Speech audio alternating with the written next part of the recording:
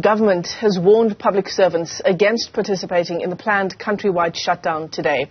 The Public Service and Administration Department says while protests are protected by law, essential workers are not allowed to join in during working hours. Yeah, so should they participate, the government will apply the no work, no pay principle, we're told. Trade union federations Cosatu and Saftu will embark on a national shutdown over the rising cost of living in this country, the unemployment crisis, crime and rising fuel prices as well. Our reporters are stationed in strategic positions to cover the shutdown.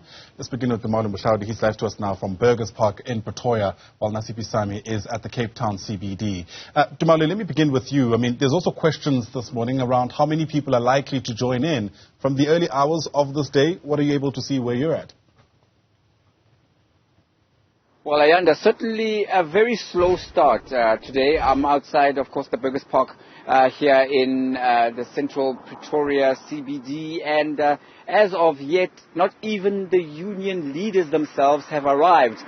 We are expecting that certainly sometime during this morning. I've been speaking to some of their media representatives, and they say that they are making their way through, and that they are anticipating that the people will heed the call for them to come out and support this call for a national shutdown. Of course, the economy and the economic conditions at the heart of that. Quite ironic, because many people are saying that they can't come out to this particular shutdown because of that particular matter, coming off the back of the COVID-19 pandemic and the impact it has had on the economy and people's ability to earn a living. Many simply saying they can't afford to take even the day off because they have to make ends meet. Already the economy is in the dire situation with the levels of unemployment, and certainly that is also an issue that the shutdown is meant to speak to. So quite a cruel irony there. But looking out into the streets here, certainly there have been a lot of movement as far as the buses and as far as the taxis are concerned. People making their way to their places of employment. Now, this will also speak to the fact that of course, the South African National Taxi Council has come out strongly saying that they will not be able to support this shutdown because their members simply have to earn a living. So it comes down to the rands and cents. And as I look out across the streets here, I'm now, of course, on Tabosi Street, which is just opposite the park here.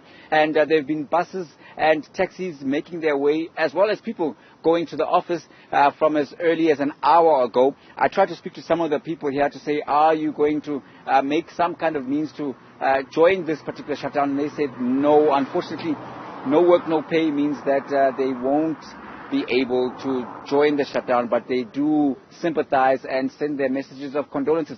Whether that will be enough to make an impact on the ground in terms of what Saftu and Cosatu and other federations are hoping is something that remains to be seen, and we will continue to watch the situation. Certainly, the shutdown is expected to kick off in just a few hours from now. Whether that will be a success or not, we will bring you that live from Pretoria. Right, Mohlaoli live to us there from the capital. Stand by, Tommy. Let's also take you to Nasiphi, who's live to us now from the Town CBD. And there had been plans to meet, I think, at Hanover Street there in Cape Town, Nasiphi. But it's business as usual in Pretoria. How's it looking where you're at? Business as usual in Cape Town as well. I mean, we are standing at the heart of the CBD in Cape Town, hustle and bustle, people making their way to their various destinations. Public transport obviously has not been affected, and it doesn't seem like also the number of cars on the road has been affected, as we do know that in a couple of hours, or rather at 8 o'clock, we can expect a Labour Federation, Cosatu, Saftu and other affiliates to assemble at Hanover Street to make their way to various government departments to hand over their memorandum of demands, as we do know that today is the much anticipated shutdown. However, as the Tumaole has put it, we do not know how impactful it will be, and taking into account the number of people that are making their way to their various destinations, and also the number of people that will actually be coming out, as a lot of people seem to be going about their days. Nasiphi live to us there from the Town CBD. A slow start, it appears, at least from places that we're watching at this hour. Nasiphi live to us in the Town CBD. Mohlaoli is in Bugerspark in Pretoria. To both our reporters, thanks very much indeed.